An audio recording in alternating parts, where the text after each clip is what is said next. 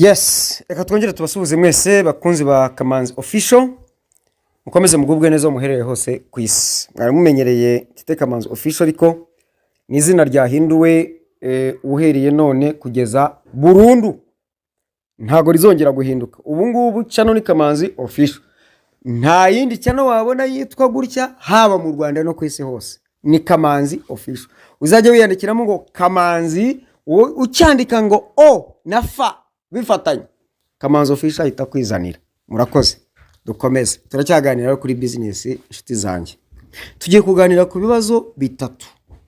Icya gatatu ni bonus ariko sinkazazi ndi mumenyereye. Icya mbere tujye kuganiraho ni ibibazo rusange bigaragara muri uyu mushinga wa P-Network tugomba gukosora. Ikibazo kirabaza ngo payi zimutse hanyuma ugakora indi wallet address na passphrase nshya, ubwo bizagenda biti? Cyo ni kibazo cya mbere. Ikibazo cya kabiri kirabaza ngo kuki wallet address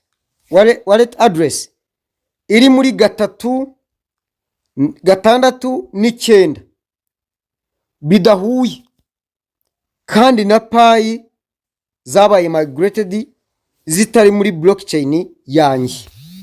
Ikibazo cya gatatu ari cyo bonus, update ya email, password na Pi applications n'izindi phone applications zigomba ku updatingwa. Aha, ikibazo cya mbere rero ushobora wenda kuba mutacyumvise neza, ndagisubiramo none nagisubiza. Pi zanjye zarimutse hanyuma biza kuba ngombwa yuko nkora indi wallet. Ubundi wallet ni konte cyangwa se kofi nko mukora kubyita, na passphrase nshya. Za payi zanjye zimutse zari ziri kuri konti ya mbere muri blockchain, bizagenda bite? Igisubizo ni iki ngiki: uzazihomba. Noneho hari payi warokinze, bizagenda biti? Payi warokinze, wazirokinze kuri wallet yatakaje agaciro, birajyana mpiru na nyoni buheriheri. Ahubwo izi zindi uzarokinga, uzazirokinga kuri iyo wallet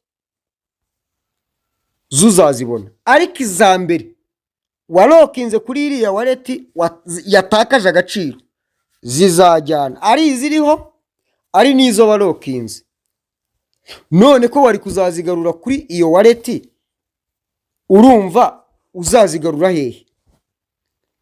Icyakora birashoboka ko icyo cyo turacyagikurikirana kukimenyera amakuru ya nyayo.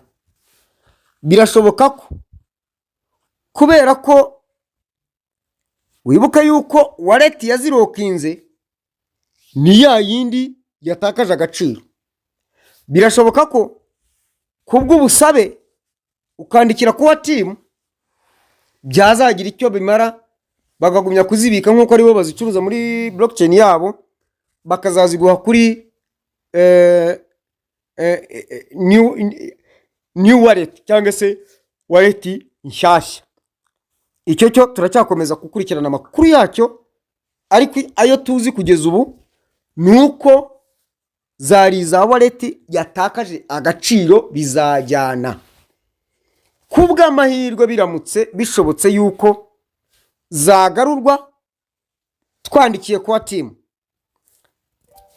byaba ari amahire, ariko ibyo ntiturabimenyera amakuru kandi murabizi ko sinjya mbatangariza amakuru ntafitiye ubumenyi cyangwa se ntarabwirwa. Icyo ni kimwe. Icya kabiri, kuki wallet address iri muri 3? Ni ukuvuga ngo iyo maze gufungura wallet ni confirminga cyangwa nyemeza muri 3, nkongera nkayishyira no muri 6, mbabwira ngo muri gatatu mba mbihuza na blockchain, muri gatandatu mba mbwira core team ngo dore ndasinye yuko mbemereye ko muzanyimurira payi mukazijyana muri blockchain cyangwa mu mutamenwa kuri konti nyirizina zifiteho umutekano. Noneho bazimura mu 9 bakagukwereka iyo wallet bazishyizeho. None ikibazo ahantu ruzingiye nahangaha, iki ndagira ngo buri wese akiteho umwuka byaramo. Ejo nahuye n'umuntu neza ibyo ndimo kubabwira ariyizi, sinshaka kumuvuga izina. Byabayeho, bwari ubwa mbere mbyumvise, bwari n'ubwa mbere mbibonye. Yarabinsobanuriraga kuko cyari ikibazo ntarahura nacyo, abimbwira kuri telefoni, jewe nkumva abisobanura nabi. Aho mbiboneye nibwo nabonye ko umuvandimwe afite ikibazo. Uko bimeze rero, yafunguye wallet address ayemeza muri gatatu nkuko bisanzwe, ayemeza no muri gatandatu nkuko bisanzwe. Noneho mu 9 payi ze zigera ubwo zimuka hahandi kuri balance dashboard aho zigaragaraho unverified, transferable and migrated. Kuri migrated hagaragaraho izimutse.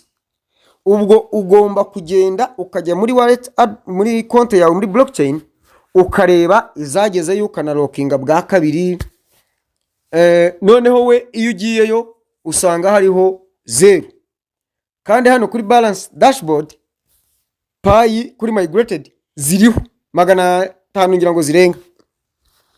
None iyo urebye mu 9 bashyiramo wallet address, ubwo ni muri make ni konti yawe ko payi zagiyeho zimukiyeho ari ya yindi iri muri gatandatu ndetse ikaba no muri gatatu. Noneho we mu 9 ntabwo ariyo iri muri gatatu no muri gatandatu. Igitangaje, iyo ishyize passphrase muri wallet ifungura konte ukagera muri blockchain. None ugasanga wallet address iri muri blockchain niyo iri muri gatatu, ni nayo iri muri gatandatu, ariko si iri mu 9, kandi payi zarimutse kandi muri blockchain ntaziriyo.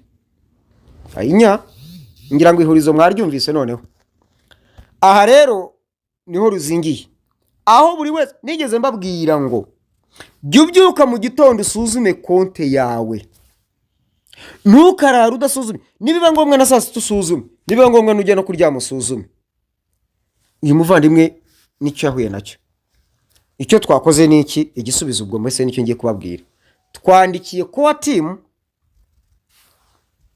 tubaha n'igihamya kigaragaza ibyo tuvuga, tubabaza ngo ko wallet yacu wallet yanjye iri muri gatatu no muri gatandatu atariyo iri mu 9 ya indi payi zijyaho, kandi kuri balance dashboard hagaragara ko payi zimutse ariko muri blockchain ntazirimo.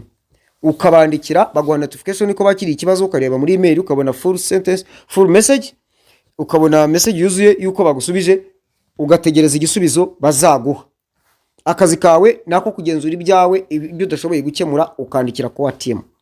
Harimo rero no kumenya ngo ncahi ndandika ngo iki ngayo nguko. Icyo si ikibazo.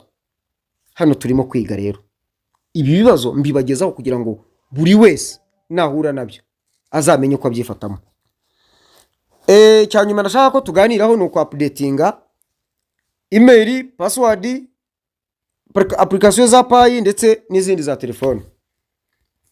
Ite kuko ukwezi gushize jya muri Play Store use nkujya ku downloadinga payi network ube urayupdatinze. Nurangiza unyure muri twadukoni dutatu ibumoso hejuru, unyuzaho tumayiningira, ujye muri payi browser use nkuyi downloadinga nayo ube urayupdatinze. Kandi updating nari ya application yakorera muri telefone yose kuko akorana na payi uko yakabaye amesh cyane, ube urupdatinze kuko ujye muri settings haraho updatingira application. Ibi bituma telefone yawe idakomeza kugira imbogamizi, gakomeza kuba ari urwembe iri mu ryerye igukorera neza nk'uko bikwiriye. Nzajya mbagezaho amakuru make ariko arimo inyigisho yadufasha kubw'ibibazo duhura nabyo muri Pi Network. Tubibutsa yuko kuwa gatandatu dufite amahugurwa yara kwa Rubangura, ku nyubako kwa Rubangura mu mujyi wa Kigali, muri etage ya 4 mu cyumba cyangwa se mu muryango wa 404. Hanyuma nababwiye yuko unyura kuri description ukabona link ya groupe duhuriyemo. Ntawe tuzakira mu mahugurwa atiyandikishije kandi atarangije kwishyura, nimero kwishyuraho iriho, byose birasobanutse. Mujye ku rubuga mubone link, murebe link, mujye ku rubuga mwiyandikishe muze mu mahugurwa. Ndetse nongere mbahe kado, umuntu uzi ko azaza mu mahugurwa azabiboneramo amahirwe, abwirwa besha kumva beneyo kuyavuga se ko kuyamara kandi aryo hasubiwemo. Naho ubutaha mugubwe neza. Mbibutsa ko channel ni Kamanzi Official, ihinduwe bwa nyuma na nyuma, ntizongera guhindurwa. Amavugurura yayo yarangiye, ni Kamanzi Official, nta kindi. Mugubwe neza.